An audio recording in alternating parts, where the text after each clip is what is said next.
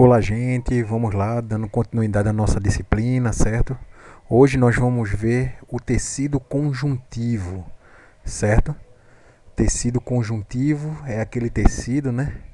Que ele já está dizendo, ó, conjunção, que ele vai unir uma coisa a outra coisa. Agora, que coisa é essa e outra coisa é essa, a gente vai ver, beleza?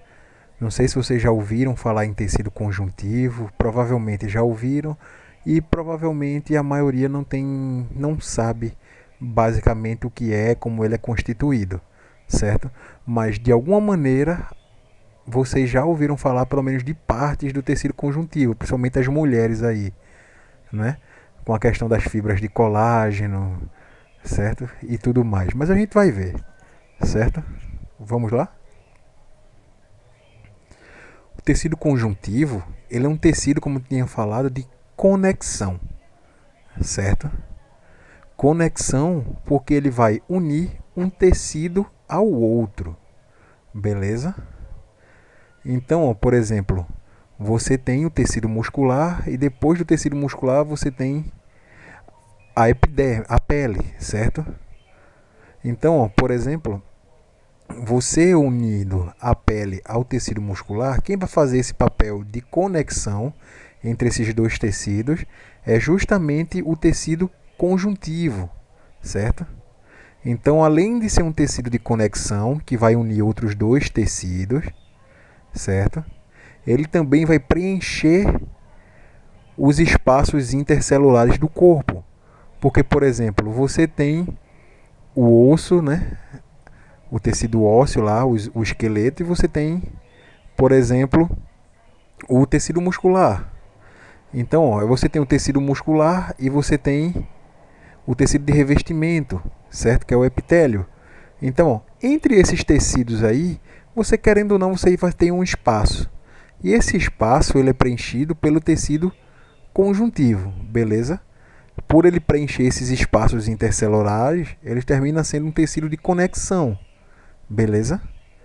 Então, ó, o tecido conjuntivo ele possui origem mesodérmica, certo? Eu não vou me atentar a certos tipos de detalhes, mas vocês vão ver, ou melhor, não sei se vocês têm embriologia, mas provavelmente não, mas quem tiver curioso, procurem lá tecidos embrionários. Vocês vão ver que tem alguns tecidos embrionários básicos e esses tecidos embrionários eles vão dar origem justamente a todos os tecidos que nós temos no corpo, certo? Então, o tecido conjuntivo, nesse caso, ele tem origem mesodérmica, beleza?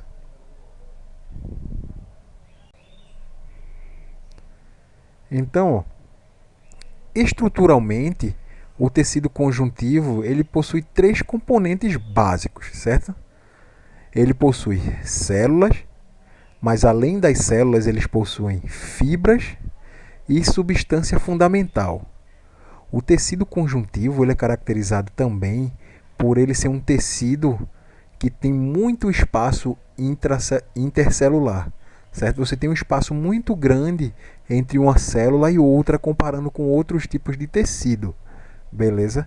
Então esse espaço todo que a gente tem ali dentro do tecido conjuntivo entre uma célula e outra, ele é preenchido pelas fibras e os locais. E mesmo assim as fibras ainda não são capazes de preencher todos aqueles espaços. Então, ó, uma coisa que preenche tudo isso é o que a gente chama de substância fundamental, certo? Então, ó, a variação na qualidade, né, e na quantidade desses componentes aí, das células, das fibras e da substância fundamental, vai definir os diferentes tipos de tecido conjuntivo que a gente vai ter. Certo? Oxe, professor, e tem mais de um tipo de tecido conjuntivo? Tem sim, tem variações.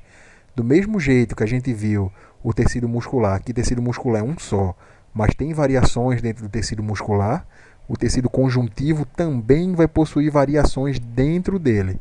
E essas variações elas são dadas pelo número de células, pela quantidade e o tipo de fibras e pela quantidade de substância fundamental que compõe esse tecido conjuntivo. Beleza?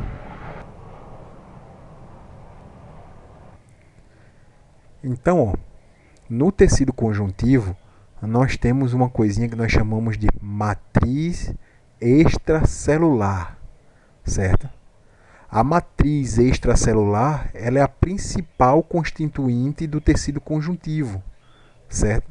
Então, a maior parte do tecido conjuntivo é formado pela matriz extracelular, certo?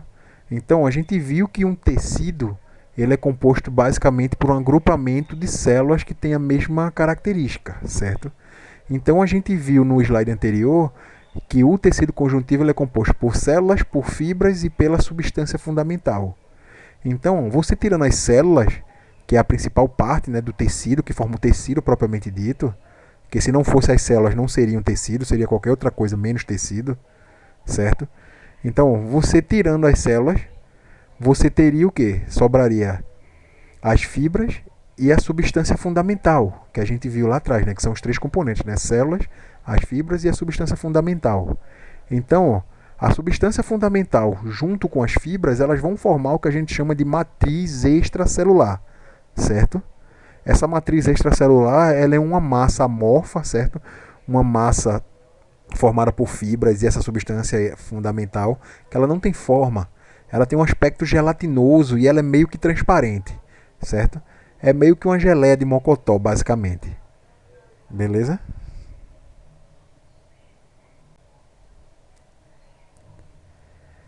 Então, a gente vai ver um pouquinho agora dos elementos fibrilares, né? Os elementos fibrilares são aquilo que a gente viu, né? Que são as fibras, certo? A gente viu os três componentes básicos do tecido conjuntivo, agora a gente vai ver um pouquinho sobre as fibras. Ó, os elementos fibrilares são as fibras elásticas, as fibras reticulares e as fibras colágenas, certo? Essas fibras colágenas vocês conhecem bem, né? A questão do colágeno, quando você perde, a pele vai ficando enrugada, vai ficando a fibra de colágeno e a fibra de elastina, né? A fibra elástica, vai ficando a pele enrugada, vai ficando com estrias, certo? Então, essas fibras aí são as responsáveis, beleza? Mas as fibras são, os elementos fibrilares são as fibras elásticas, as fibras reticulares e as fibras colágenas. Lembrando, gente, que fibras, elementos fibrilares e fibras que a gente viu lá, que são a mesma coisa, que a gente viu no último slide e no penúltimo, que o tecido conjuntivo ele é formado pelas células, pelas fibras e pela substância amorfa que a gente viu lá. Então, ó, essas fibras a gente chama, pode ser chamada também de elementos fibrilares, certo? É o nome mais bonitinho, o nome mais correto. E a gente tem três tipos básicos que a gente viu, né? A fibra elástica, a fibra reticular e a fibra colágena. Beleza? Tudo isso lembrando que ela fica na matriz extracelular, certo? Então, ó, voltando a falar um pouquinho da substância fundamental, né? A substância fundamental ela é um complexo viscoso e altamente hidrofílico. A gente viu que essa substância fundamental ela fica entre as células ali, né? Para preencher aquele espaço entre as células, junto com as fibras e tudo mais, certo? Ele é um complexo viscoso, como a gente viu, ele não tem cor, né? Ele é translúcido e ele é altamente hidrofílico. O que quer dizer isso? Hidrofílico. Hidrofílico significa hidro, água, fílico ou filia, afinidade. Então, essa substância fundamental, ela tem alta afinidade com a água, certo? Ela se dissolve em água, ela é praticamente água, certo? E ela é composta por esse líquido, né, pela água, e principalmente de macromoléculas, ou seja, macromoléculas orgânicas, como a glicosaminoglicana, certo? E os proteoglicanos, beleza? E a gente ainda tem as glicoproteínas de adesão, certo? Então, ó, você tem esses três componentes aí, porque basicamente a gente viu que a substância fundamental ela é formada pelas fibras, né, que a gente viu os três tipos de fibras, e como é uma substância aquosa, né, a maior parte dela é água. Então, ó, a água misturada com substâncias orgânicas, com macromoléculas. Macromoléculas significa que são moléculas grandes, certo? Aniônicas é porque tem cargas negativas, beleza? Então, os glicosaminoglicanos, os proteoglicanos e as glicoproteínas de adesão fazem parte da substância fundamental, certo? Então, a parte líquida da substância fundamental, você tem principalmente água dissolvidos com essas moléculas dissolvidas dentro delas, certo? As principais são as glicosaminoglicanas, as proteoglicanas e as glicoproteínas de adesão, certo?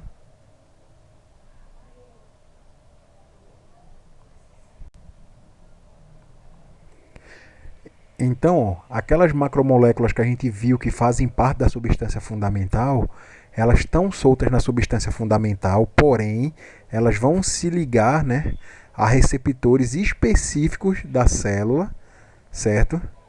E vão preencher os espaços entre as células e fibras do tecido conjuntivo, beleza? E ao mesmo tempo, ela vai atuar como lubrificante e também como barreira de penetração de micro-organismos invasores.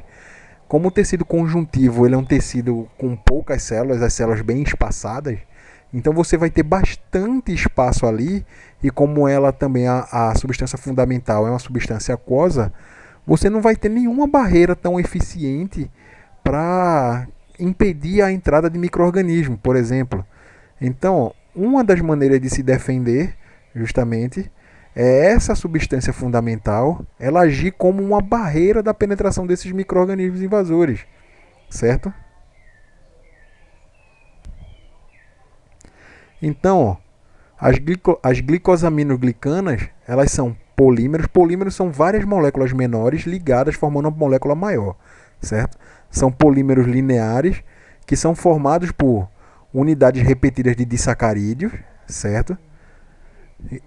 Todo sacarídeo que vocês ouvirem falar, não sei se vocês estão tendo bioquímica, já tiveram ou vão ter, certo? Mas vocês vão ver que são açúcares, tá? São açúcares formados por duas moléculazinhas de açúcar, de monossacarídeo. A gente tem o disacarídeo, beleza? Então as glicosaminoglicanas, elas são polímeros lineares formados por unidades repetidas de disacarídeos, e você ainda tem a hexosamina, certo?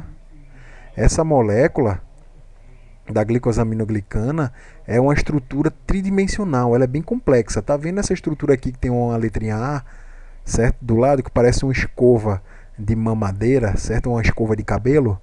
Pois é, isso é a estrutura da glicosaminoglicana, certo? Ela apresenta um eixo, né, formado de proteínas ligado a essa cadeia, várias cadeias de glicosaminoglicana. Então você vai ter uma proteína no meio aí, e você vai ter vários polímeros lineares, né, de glicosaminoglicanas ligados ao redor dessa proteína. Então essa é a estrutura tridimensional da glicosaminoglicana, certo? Então ela é uma estrutura bem complexa, certo? Formada por proteína e por esses carboidratos, beleza? Que vai fazer parte ali da substância fundamental. Já as proteoglicanas são compostas de um eixo proteico também, não é? Essa parte B aí, com um ou mais tipos de glicosaminoglicanas colados também. Por isso que é proteoglicano, porque é proteína junto com um carboidrato, basicamente.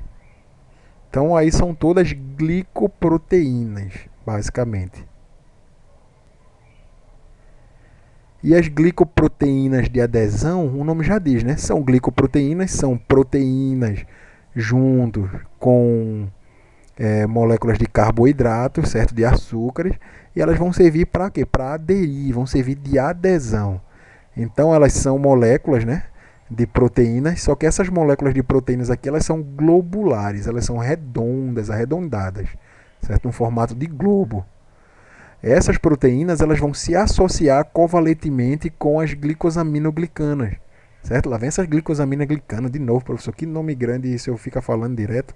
É para decorar, glicosaminoglicana, glicosaminoglicana, glicosaminoglicana, glicosaminoglicana.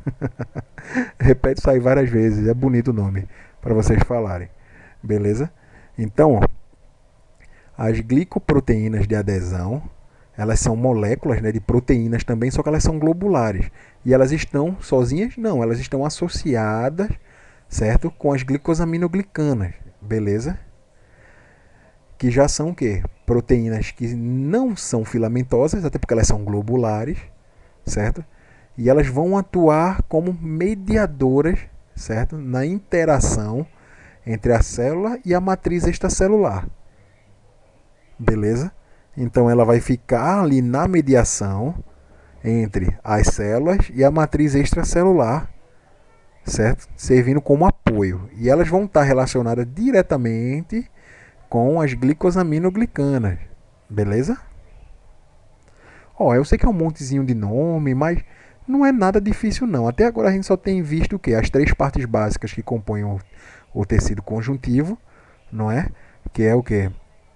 As células, as fibras e a matriz, substância fundamental, matriz extracelular, né?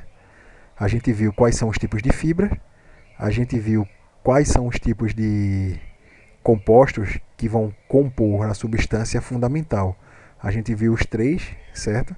Terminando agora com a glicoproteína de adesão. Beleza? Basicamente foi isso, é porque eu falo demais. Mas fiquem ligados aí, anotem só os pontos principais. Então, ó, a gente viu a parte líquida, né? A parte extracelular. Então a gente viu os três tipos básicos de fibra, a gente viu a composição da matriz extracelular, basicamente. Só que a gente só falou de células de uma maneira geral, certo? Mas quais são os tipos de células que compõem o tecido conjuntivo? Como eu falei, a gente tem vários tipos de tecido conjuntivos diferentes, certo? E esses vários tipos de tecido conjuntivos diferentes vão ter vários tipos de células diferentes. Então, dos principais tecidos conjuntivos que a gente tem, a gente pode encontrar as seguintes células, certo? Por exemplo, fibroblastos, certo? Fibrócitos, plasmócitos, mastócitos, macrófagos, leucócitos e células adiposas, certo? Exatamente, células de gordura também são tecido conjuntivo, beleza? Então, a maioria dessas células aí, né, vocês não ouviram falar ou provavelmente já ouviram, beleza? Mas não é nada demais. Vamos com calma. Então, vamos começar com os fibroblastos, certo? O nome já diz, não? Fibroblasto. Lembra o que? Fibra, certo? Os fibroblastos, eles são células jovens, em plena atividade produtiva, certo? É como seu marido aí, ó, você que é casada, né? Você no início do namoro, seu marido aí quando era jovem estava em plena atividade produtiva, né? Certo? Então, ó, preste atenção na analogia, ó. Seu marido jovem era um fibroblasto, certo? Ele era bem ativo, ele tinha bastante atividade, certo? Esses fibroblastos, eles são as células mais comuns do tecido conjuntivo. Ele vai ter em praticamente todo o tecido conjuntivo e em maior quantidade, certo? Essas fibroblastos são células grandes e tem vários prolongamentos, algumas, né? Outras não. Beleza? Aqui a gente consegue ver aqui, ó, um fibroblasto que tem vários prolongamentos aí no final. Beleza? É uma célula bem complexazinha. O núcleo desses fibroblastos, a gente consegue ver aqui que ele é um núcleo oval e é um núcleo bem evidente, certo? Lembrando que o fibroblasto é o da esquerda, o desenho aqui inferior esquerdo, certo? O citoplasma desse fibroblasto, ele contém um retículo endoplasmático e um complexo de Golgi também bem desenvolvido, certo? Esses fibroblastos também, eles têm a função de quê? De sintetizar as fibras que vão fazer parte do tecido conjuntivo, da matriz extracelular, certo?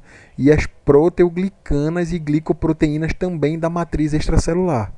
Então, ó, por que ele tem um complexo de Golgi, certo? E um retículo endoplasmático bem desenvolvido? Justamente por conta dessa função, certo? De sintetizar essas fibras, certo? Do que faz fazer parte da matriz extracelular. Por isso que ela é uma das células mais encontradas no tecido conjuntivo, certo? Então, quem produz isso aí é um fibroblasto, certo? E o fibroblasto tem essas características que a gente viu nesse slide e no anterior, beleza? Então, ó, quando esse fibroblasto vai ficando velho, aí comparando com o teu marido aí, certo? Não estou falando que é o caso, só estou dando. Agora, se a cara puxa a cobra, eu não posso fazer nada. Enfim, é brincadeira, mas veja só. Os fibroblastos, né, que a gente viu, eles vão se desgastando, certo? E quando eles já estão velhos, nós chamamos de fibrócitos, certo? Os fibrócitos são as células velhas que já terminaram o seu trabalho e basicamente se aposentaram, beleza? Então, ó, os fibroblastos são as células novinhas, bem ativas, que estão produzindo as fibras lá que a gente precisa, né? A fibra elástica, a fibra de colágeno e por aí vai, certo? Quando ele está ficando velho, ele já vai murchando, ele aqui do lado direito aqui, ó, ele vai murchando, ficando murchinho e deixa de produzir o que tem que ser produzido, certo? Quando ele vai ficando velho, vai perdendo a sua vida útil, a sua produção, nós chamamos eles de fibrócitos, beleza? Eles são logicamente menores que os fibroblastos, por quê? Porque eles já estão na fase final da vida da célula, certo? Ele já diminuiu muito o seu tamanho, porque diminuiu a sua produção. Eles têm um aspecto fusiforme, até porque ele murchou, ele ficou fininho, certo? E apresenta poucos prolongamentos do citoplasma, certo? Ele pode ver que ele não é tão ramificado quanto a célula mais jovem, beleza? Então, ó, fibroblasto e fibrócito. Fibroblasto é uma célula jovem, fibrócito é uma célula mais velha, certo? Aposentada. Então, ó, nesses fibrócitos, o núcleo ele é menor do que na célula mais jovem, é mais escuro e mais alongado, certo? Do que no fibroblasto. Até porque na senescência tudo vai ficando menor, né? Mais murcho, certo? E serve para tudo e para todos. Beleza? O citoplasma dele é mais acidófilo, ou seja, ele é mais ácido do que o citoplasma da célula mais jovem. E tem uma pouca quantidade de retículo endoplasmático rugoso, até porque ele não precisa mais ter um retículo endoplasmático tão desenvolvido, porque ele não está mais produzindo nada, certo? Ele só está esperando a hora da morte, basicamente. Beleza? Nos processos de cicatrização, o fibrócito ele pode voltar a sintetizar fibra, certo? Então ele como se ele se rejuvenescesse, ele volta a assumir a forma de um fibroblasto. Mas aí é em caso especial, porque você houve uma lesão, daquela lesão você perdeu parte do tecido, então a célula que estava lá aposentada, ela volta ativa, certo? Então, ó, quando acontecer um problema, ela volta ativa para tentar resolver esse problema, beleza? Então ele pode reassumir a forma de fibroblasto. Então se eu perguntar na prova, né, um fibroblasto ele envelhece e se transforma num fibrócito. Mas o fibrócito pode voltar a ser fibroblasto? Sim ou não? Pode, né? Que a gente acabou de ver aqui. Então, ó, outro tipo de célula que a gente tem são os macrófagos, certo? Macro significa grande. Fago significa comer, basicamente. Então, os macrófagos são células de defesa, certo? Elas são muito ativas e elas contêm muito lisossomo, beleza? A gente viu que os lisossomos são estruturas que estão relacionadas à digestão celular, beleza? Então, os macrófagos eles têm função de quê? Primeiro, de fagocitar. Cito significa célula, fago, comer. Então, ele tem a função de comer, é a célula que vai comer alguma coisa, certo? Mas também ele tem a função de secretar substância que vai participar do processo imunológico de defesa, certo? Então, quando eles são estimulados, né, que você tem uma infecção, ele vai se modificar, né, e vai ser chamado de macrófago ativo, ficando assim, né, com uma capacidade de matar e digerir partículas estranhas muito maior, beleza? Então os macrófagos eles são células de defesa, como a gente viu, certo? Então eles têm a capacidade, por exemplo, penetra uma bactéria ali num tecido, o macrófago vai ser liberado e o macrófago vai lá naquela bactéria e fagocita aquela bactéria, come aquela bactéria, certo? Então ele tem a capacidade de defender o nosso corpo de corpos estranhos. Então, enquanto não tem nenhum tipo de infecção, nada no corpo, ele está em modo de repouso, certo? Então, quando esse macrófago entra alguma coisa no nosso corpo, no nosso tecido, que ele é ativado, nós chamamos eles de macrófagos ativados, que isso vai fazer com que aumente a capacidade de ir atrás daquela substância estranha, matar aquela substância estranha ali e devorar aquela substância estranha, ou fagocitar aquela substância. Beleza? Então, aqui a gente tem dois exemplos aqui, ó, certo?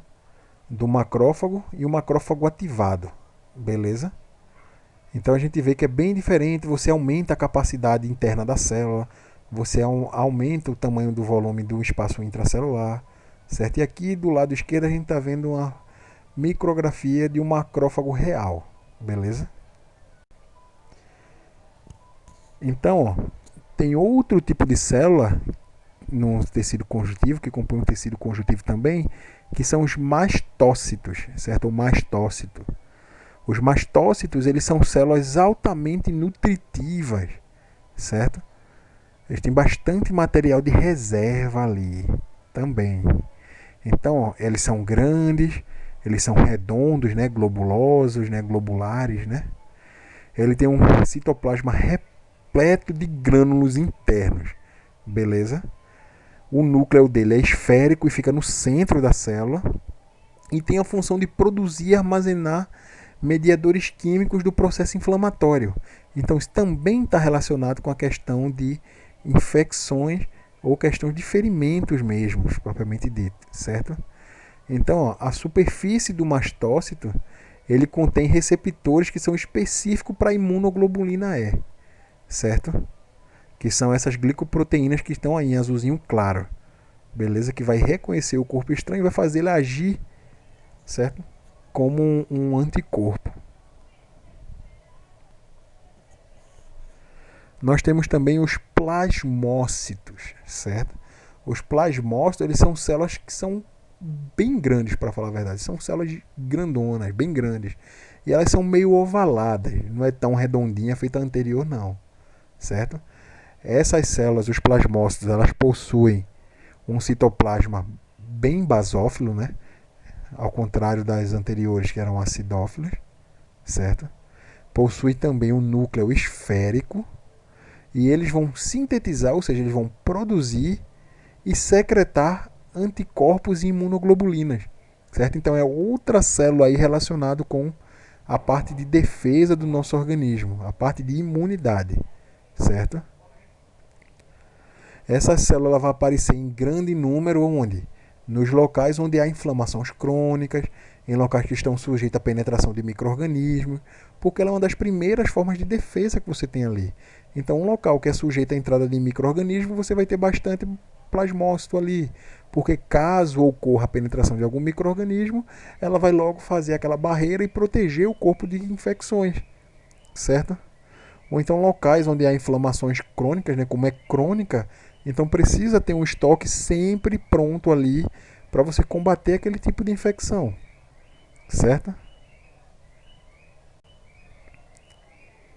Então, ó, nós temos também, ó, os leucócitos. Os leucócitos, eles são o que a gente chama de glóbulos brancos, certo?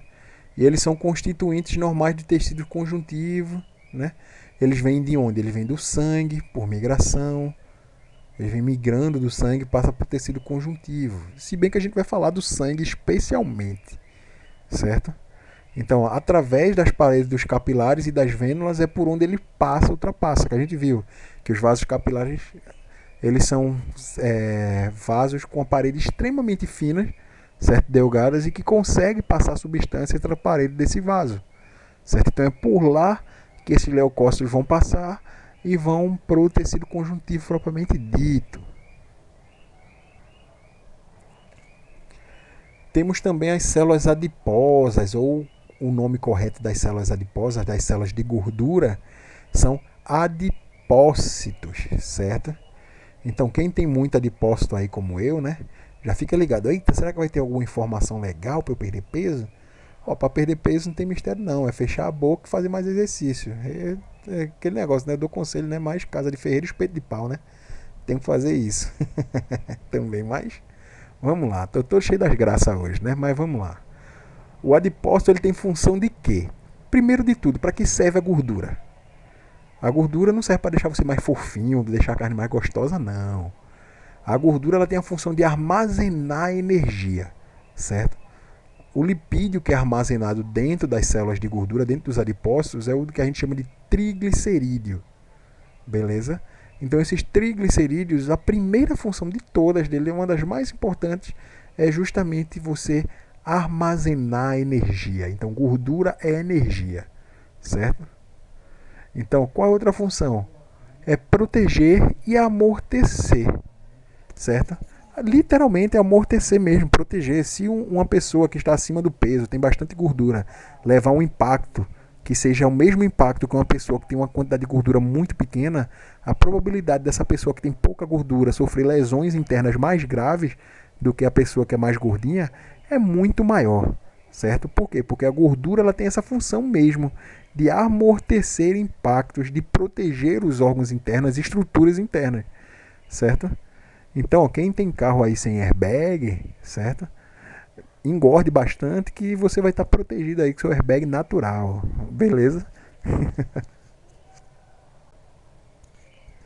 Então, ainda falando dos adipócitos, né? Essas células elas podem armazenar lipídios de duas maneiras diferentes, mas vai armazenar lipídio do mesmo jeito, certo? A primeira maneira é que ela pode preencher totalmente o citoplasma dela com lipídio, com a gordura lá dentro, com triglicerídeo, certo? Esse tipo de preenchimento vai deixar a célula com aspecto globoso, com aspecto redondo, certo? A segunda maneira é quando o lipídio ocupa o citoplasma celular com pequenas gotas. Você vai olhar só no microscópio, você vai ver só espalhado no citoplasma pequenas gotas de lipídio, certo? Então você tem essas duas maneiras. Ou o lipídio vão preencher todo o citoplasma, ou o lipídio vai preencher só pequenos espaços de lá de dentro do citoplasma, certo? Quando o lipídio ocupa todo o citoplasma, né, o tecido recebe o nome de tecido adiposo unilocular. Lóculo é espaço, basicamente. Então, como o tecido ele ocupa todo o citoplasma, você tem apenas um lóculo de gordura. Então, quando o lipídio ocupa todo o espaço do citoplasma de uma célula adiposa, nós chamamos essa célula ou esse tecido adiposo de tecido adiposo unilocular. Beleza? E o contrário também. Quando o lipídio ele ocupa pequenas partes do citoplasma, né, mas várias partes, só que compartimentadas, nós chamamos esse tipo de tecido adiposo de tecido adiposo multilocular. Certo? Bem tranquilo aí. Só mais informação, só que bem mais tranquilo. Então, falando um pouquinho mais sobre as fibras, que a gente viu os três tipos de fibras básicas lá, né? Mas as fibras, né, presentes no tecido conjuntivo são de três tipos, né, como a gente tinha visto, né? As fibras colágenas, as fibras elásticas e as fibras reticulares, certo? Todas elas vão estar distribuídas desigualmente pelo tecido conjuntivo. Você não vai ter a mesma quantidade de fibra colágena e a mesma quantidade de fibra elástica e reticular no mesmo canto, não. Não que não possa acontecer, mas geralmente não ocorre. Então elas não estão distribuídas igualmente, elas estão desigualmente distribuídas pelo tecido, certo? O que isso vai acontecer? O que é que isso acarreta se elas estão distribuídas disformemente no tecido? Isso vai gerar a característica de cada tecido, certo? Porque se você tem um tecido que tem muita fibra colágena, muita fibra elástica, cada um desses vai ter uma característica diferente um do outro, pela quantidade de fibra que ali vai ter, certo? Então a gente consegue ver aqui o tecido conjuntivo, um esquema de um tecido conjuntivo. Você vê uma célula e outra aí espaçada, né, dentro do tecido conjuntivo, e você vê bastante fibras aí, certo? Fibra colágena, fibra elástica, certo? Você está vendo aí célula adiposa, fibra reticular, você está vendo macrófago aí, o macrófago fazendo o que? Fagocitando um corpo estranho. Você tem o plasmócito e você tem os fibroblastos, certo? Então aí a gente tem essa esquematização bem legal aí, mostrando como a interação entre essas células e essas fibras e toda a matriz extracelular de uma certa maneira. Então, ó, as fibras colágenas, né? As fibras colágenas, elas são as mais frequentes no tecido conjuntivo. É a que você vai encontrar mais. Praticamente todo tecido conjuntivo você vai encontrar fibra colágena. Beleza? Em muitos casos, essas fibras colágenas podem aparecer agrupadas, juntas, formando um feixe. e outros não, elas apresentam-se distribuídas dentro da matriz extracelular, certo? Essas fibras colágenas são constituídas pela proteína que nós chamamos de colágeno, certo? Então, quando você está tomando alguma coisa rica em colágeno, está passando colágeno, medicamento, creme à base de colágeno na cara, é justamente para você ajudar a ser construída, né, a ser formada mais fibras colágenas, certo? Então, o colágeno é uma das proteínas mais abundantes no corpo humano. Ela chega em torno de 30%. Então, todas as proteínas que você pensar, 30% delas é só colágeno. Beleza? Para vocês verem o tamanho da quantidade dessa estrutura, né, que temos aí. Aí nós vemos com as fibras reticulares, certo? Essas fibras reticulares, elas são formadas por colágeno também, só que colágeno do tipo 3, beleza? Elas são bem ramificadas e elas vão formar um trançado firme que vai se ligar ao tecido conjuntivo e aos tecidos vizinhos, beleza?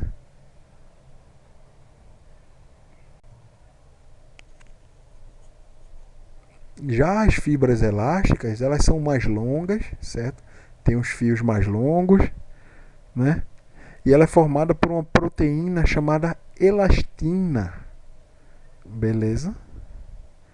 E elas são fibras bem mais finas do que as fibras colágenas e ela confere mesmo assim uma elasticidade ao tecido conjuntivo, certo? Então, quanto mais dessas fibras elásticas tiver, mais elástico vai ser o tecido, beleza? Então, ela vai também dar resistência àquele tecido, porque ela está relacionada com a resistência dessas fibras de colágeno também, certo? Porque quanto mais fibras elásticas estiver relacionada ali, menos chance vai ter de você romper aquelas fibras de colágeno, certo?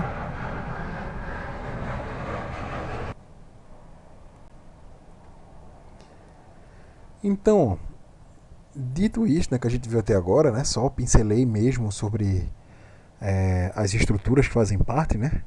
Não me detalhei em nada, basicamente, mas eu quero só que vocês conheçam mesmo os tipos de estruturas que fazem parte, os tipos de célula que a gente tem, certo? Os tipos de tecido conjuntivo que a gente tinha.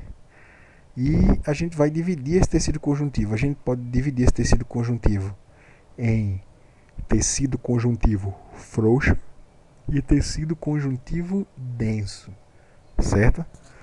Pelos nomes você já deve imaginar do que é que se trata cada desse tecido aí, né? Certo? Então, vamos começar pelos frouxos, né? Os frouxos são os primeiros. Então, o tecido conjuntivo frouxo, ele é o mais comum dos tecidos conjuntivos, certo? Beleza? Ele vai servir para quê? Para preencher os espaços que não são preenchidos, não são ocupados por outros tecidos, certo? Não vai ficar espaço entre nossas células vazias, vai ser sempre preenchido pelo tecido conjuntivo, certo? Esse tecido conjuntivo ele vai servir de quê? De apoio para os outros tecidos. Ele também vai nutrir o tecido epitelial e ele vai estar o quê? Sobre a pele de todo o corpo, né? Envolvendo os nervos, músculos e vasos sanguíneos e linfáticos. Beleza? Então, eles fazem parte da estrutura de muitos órgãos. Vários órgãos vão ter tecido conjuntivo frouxo, até porque ele é bastante maleável.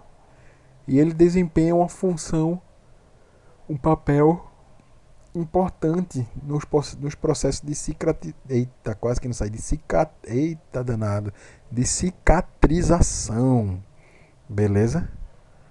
Então, é delicado, flexível e pouco resistente à tração, certo? Então ele é um tecido ótimo para a questão da cicatrização.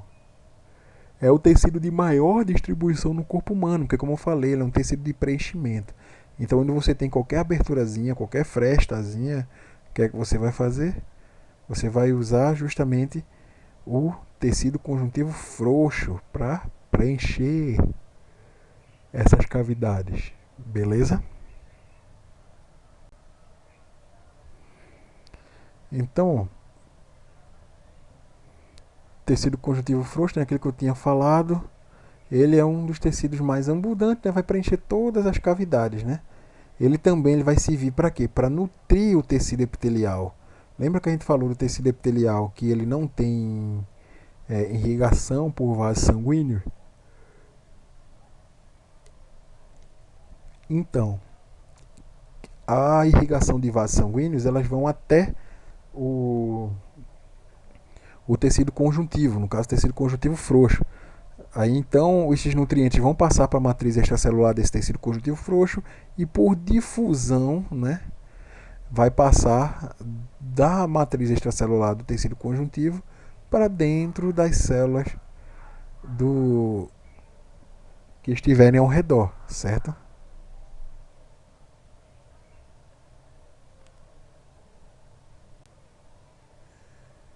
Então aqui a gente consegue ver, né, uma imagem de micrografia de um tecido conjuntivo frouxo. Você consegue ver células aí mais escuras aí bem espaçadas umas das outras. Você vê bastantes fibras aí, né, entrelaçadas, mas você também vê bastantes espaços em branco, certo? Em branco, mas não significa que não tem nada. Aí está cheio de substância extracelular. Depois nós temos o tecido conjuntivo denso, certo?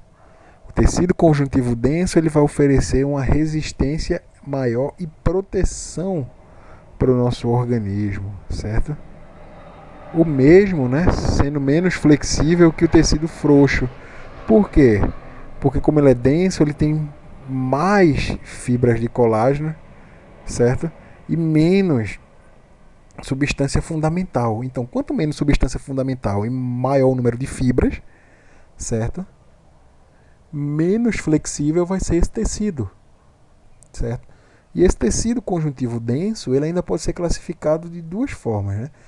Tecido conjuntivo denso não modelado e o tecido conjuntivo denso modelado, certo? Ele ainda sofre essa pequena divisão aí. Então, o tecido conjuntivo denso não modelado, ele é formado por fibras de colágenos bem entrelaçadas, né? E elas são dispostas em feixe, certo? Esse tipo de tecido, né? Ele forma as cápsulas envoltoras de diversos órgãos. A gente não teve anatomia, não foi comigo pelo menos, mas vocês vão ver quando estiver estudando anatomia, se não é que já viram, que todos os órgãos internos eles vão ser recobertos por uma camada de tecido conjuntivo fibroso, certo? Esse tecido conjuntivo fibroso ele protege o nosso corpo, certo? Os órgãos, estruturas de quê?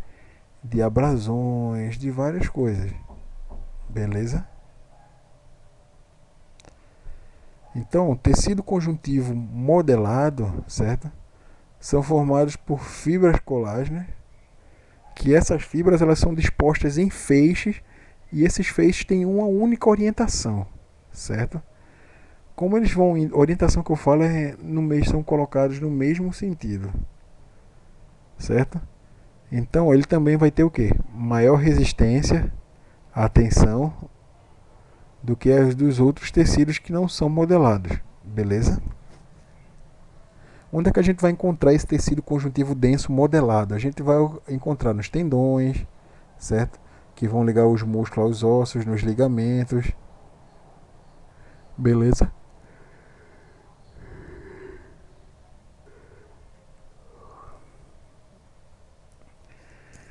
Então, nós temos os tecidos conjuntivos com propriedades especiais. Essas propriedades especiais, logicamente, pelo que a gente viu até agora, está relacionado com o conteúdo da matriz extracelular e com o tipo celular, né, que compõe aquele tecido.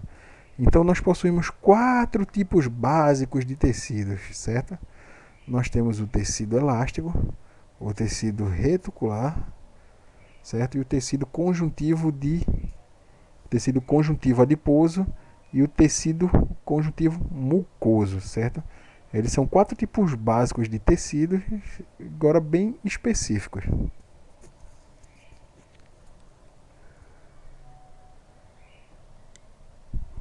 Começar pelo tecido elástico, certo? Ele é um dos tecidos conjuntivos com propriedades especiais. O tecido conjuntivo elástico ele é formado por fibras de elastina, certo? Aquelas fibras elásticas, e elas são bem mais grossas, certo? Além das fibras elásticas grossas, nós vamos ter as fibras colágenas finas, certo? Nós vamos ter ainda os fibroblastos, beleza? E esse tipo de tecido conjuntivo eles são encontrados no ligamento da coluna e da vértebra, certo? Da coluna vertebral. E no ligamento suspensor do pênis também, olha aí para os homens aí, ó. Certo? Então eles são encontrados nesses locais aí, beleza? Então ó, ele é composto por fibra elástica grossa e fibra colágena fina, certo? Tem bastante fibroblasto e ele é encontrado nos ligamentos da coluna vertebral e no ligamento suspensor do pênis, beleza? Tô com sono, galera, não reparem não. Michael fica até tarde gravando essas coisas, preparando aula é complicado, mas enfim. Se eu dormir aqui e vocês descontarem um ronco aí, descontem.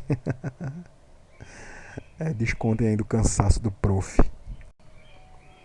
Então, o tecido conjuntivo com propriedades especiais que agora nós vamos ver é o tecido reticular, certo? O tecido reticular ele é formado por fibras reticulares, como o nome do tecido já diz, e por células reticulares, beleza? Não tem muito o que se dizer disso não, mas o tecido reticular, né, ele provê um ambiente especial para os órgãos linfóides e aqueles órgãos hematopoéticos, certo? Como a medula óssea, os linfonodos, os nódulos linfáticos, baço e etc, certo? Então esse tecido reticular, ele está, anotem aí, relacionado, direta ou indiretamente, com a produção de sangue, certo? Porque quando nós falamos órgãos linfóides, você está se referindo ao sistema linfático, que é o sistema responsável por quê? Por fazer a drenagem dos líquidos do corpo, que fica entre os espaços intracelular. Então, ele está relacionado diretamente, certo? E também, ó, os órgãos hematopoéticos. Estruturas hematopoéticas são aquelas estruturas que vão produzir sangue ou componentes desse sangue, certo? Então, eles estão relacionados com esses órgãos que produzem. E quem produz sangue são justamente, em grande quantidade, basicamente, são os ossos chatos e os ossos largos, ossos longos, beleza? O tecido mucoso, né, é um tecido que ele tem predominância de substância fundamental amorfa e pouquíssimas fibras, né? Você quando lembra de muco, você lembra logo do nariz, né? O muco, né, que tem no nariz, certo? Mas é basicamente a mesma coisa. Qual é a característica do muco que sai do seu nariz?